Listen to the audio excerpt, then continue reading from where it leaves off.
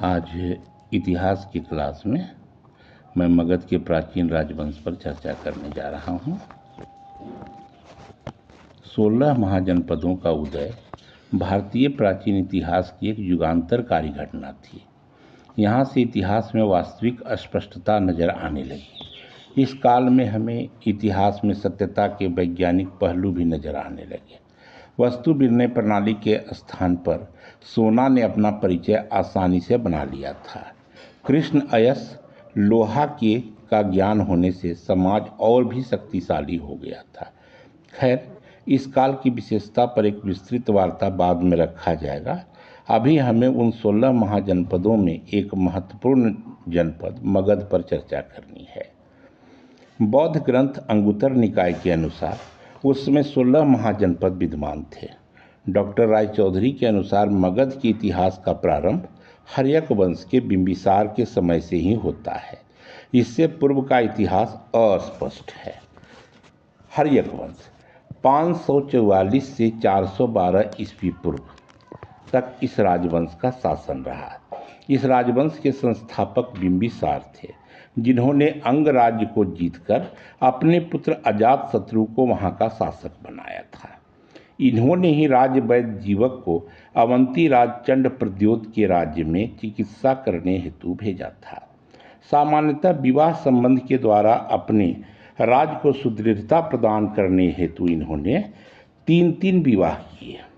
कौशल राज प्रसेनजीत की बहन कौशल देवी से उनका पहला विवाह था, जिससे उन्हें काशी नगर का राजस्व प्राप्त होता था। उनकी दूसरी पत्नी वैशाली के लिच्छवी प्रमुख चेटक की बहन चेलना थी, जबकि तीसरी पत्नी पंजाब भद्र की राजकुमारी खेमा थी। मगध की प्रारंभिक राजधानी गिरिवज्र को इन्होंने लिच्छियों की बढ़ती शक्ति के कारण परिवर्तित कर नई राजधानी राजगृह बनाया। यहाँ यह बात जरूर ध्यान में रखें कि हर्यक वंश को कुनिक वंश भी कहा जाता है, क्योंकि इस राजवंश के शासक अपने पिता की हत्या कर राजा बनते थे। इस राजवंश का दूसरा राजा अजातशत्रु था।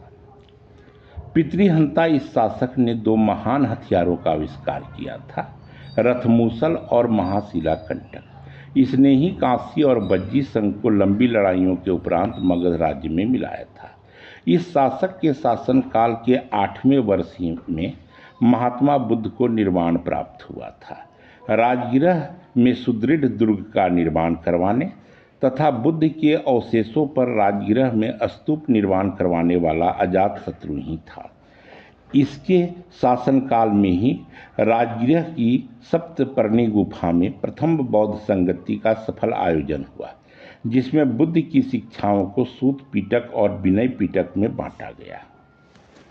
इस राजवंश का तीसरा शासक उदायन था, जिसने गंगा और सोन नदियों के संगम पर पाटलिपुत्र नामक नगर बसाया था तथा अपनी राजधानी को गिरिवज्र से पाटलिपुत्र स्थानांतरित कर दिया था।